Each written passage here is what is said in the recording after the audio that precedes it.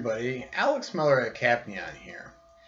Today I'd like to convince you that market power in social media is one of the most interesting topics out there. It's a business topic, it's a political topic, it's a cultural topic, and I would say that it's wrongly discussed under other names elsewhere by people who basically agree with me. Now, by market power, I mean, to what extent is it true that there's always going to be new social media websites at scale, and if we get sick of Twitter and Facebook, we can take our business to these new social media sites, and the old ones can just burn? Or are we just kind of stuck with Twitter and Facebook forever because they already have the scale, everybody's already on there, and they're not going to be on the new ones? Now, before I get started, if you come this far, please just go ahead and like the video.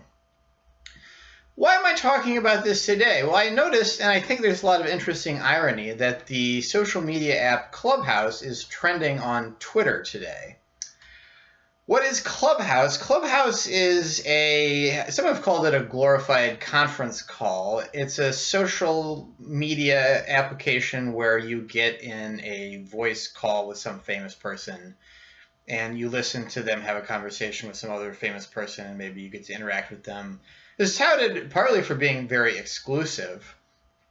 So one irony of it being on Twitter is that it's not doing so well. So it was kind of a darling of the depths of the pandemic. At one point in April, when Twitter looked at buying it, it was valued at $4 billion. Since that time, Business Insider reports that its daily downloads are down over 90%. Its daily visitors are down over 80%. These are ugly numbers. And then we can look at how Twitter reacted.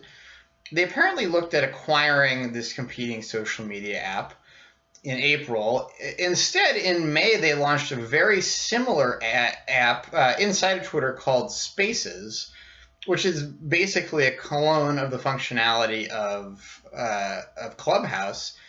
I don't think this got a lot of attention until last night. An event called Sing Your Dialect got really hot, and people noticed that this Spaces thing existed and that it was a clone of Clubhouse. So Twitter, instead of buying this competitor, which is kind of a market power antitrust issue by itself, decided to just make their own, and voila, a few months later, that competitor is having a really rough time, and Twitter's clone is getting a lot of notice.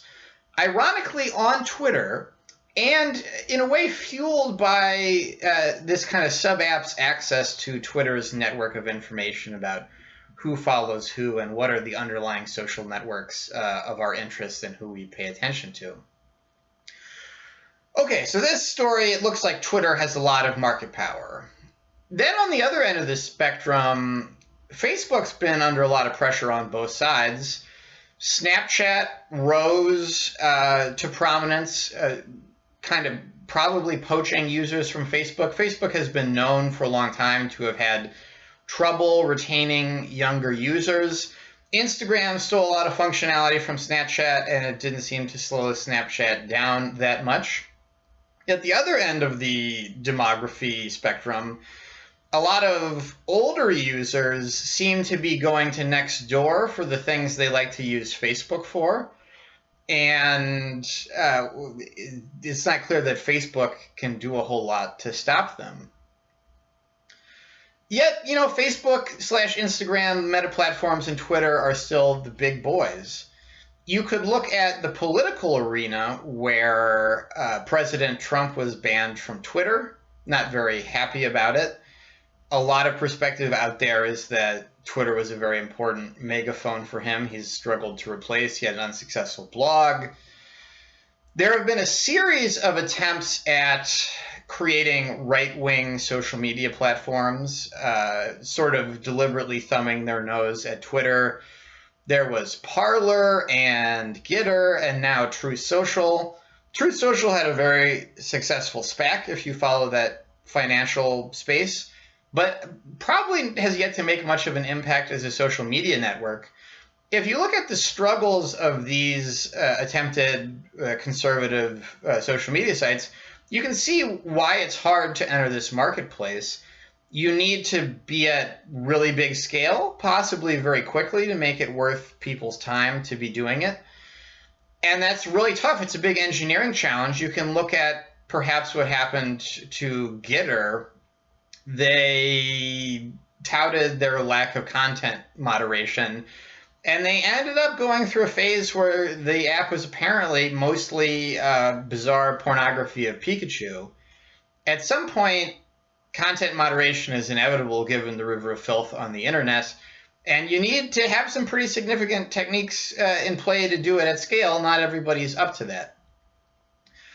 So I can't say in full detail why I think this is the most interesting thing out there, because it would take too long, but a lot of things we talk about today, especially in politics and culture, who has what kind of megaphone, you can see them as shadows of questions about who can launch a social media site, what are they doing with it, and part of that is just about, can you get in the business or not?